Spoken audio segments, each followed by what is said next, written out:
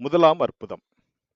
கானா ஊரில் கச்சாடி நீரை கனிரசமாக மாற்றியது இயேசுவின் முதலாம் அற்புதம் என குறிப்பிடப்பட்டிருக்கிறது.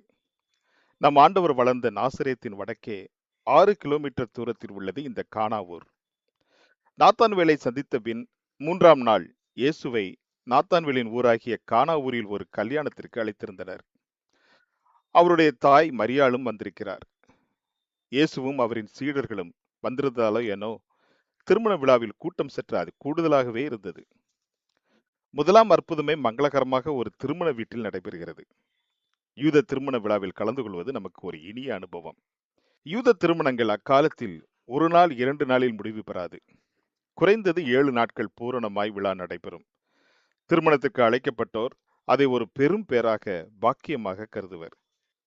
பிரபுக்கள் மற்றும் ராஜா வீட்டு திருமணங்களில் வாசலிலே நாம் தாம்பூலம் தந்து வரவேற்பது போல இலவசமாய் புத்தாடை, அதாவது மேல் வஸ்திரம் கொடுத்து வரவேற்பர்.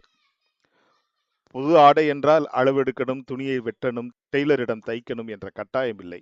ஒன் சைஸ் ஃபிட்ஸ் ஆல் என்ற ரீதியில் மேல் அங்கியை போர்த்தி கொண்டு இடைக்கச்சை, அதாவது பெல்ட் போட்டு இடுப்பில் இறுக்கிக் கொள்ள வேண்டியதுதான். ஏழை பணக்காரன் என்ற பாகுபாடு இல்லாமல் விழாவில் எல்லோரும் ஒரே யூனிஃபார்ம் அறிந்திருப்பர். நம் ஆண்டவர் சொன்ன உவமையில் ஒருவன் கல்யாண வஸ்திரம் இல்லாமல் பந்தியில் அமர்ந்திருப்பதை ராஜா விசாரித்த காட்சியை நினைவில் கொள்வோம்.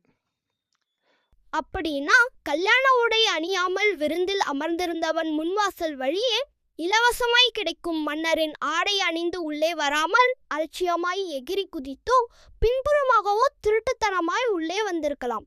திருடனாய் கூட இருக்கலாம். அதனாலதான் அப்படி ஒரு தண்டனையை ராஜா தீர்ப்பாக அளித்தார். இப்ப புரியுது.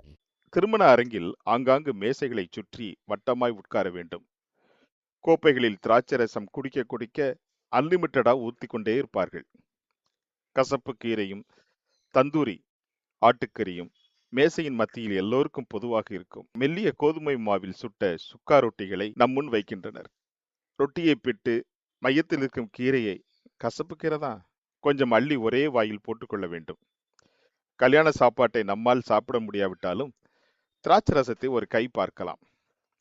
விருந்தின் பாதியில் திராட்சரசம் குறைவுபட பந்தி பருமாறுபவர்களிடையே பெரும் சலசலப்பு ஏற்பட்டது.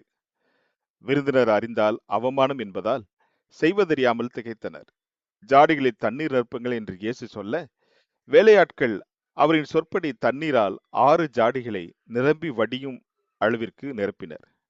அவைகளிலிருந்து மொண்டு பந்தி விசாரிப்புக்காரனிடம் கொடுங்கள் என்று சொல்ல, ஒரு சின்டாக்ஸ் டேங்க் நிரம்பக்கூடிய அளவில் உயர்தர திராட்சரசம் எல்லோரும் திருப்தியாகும் அளவிற்கு பரிமாறப்பட்டது.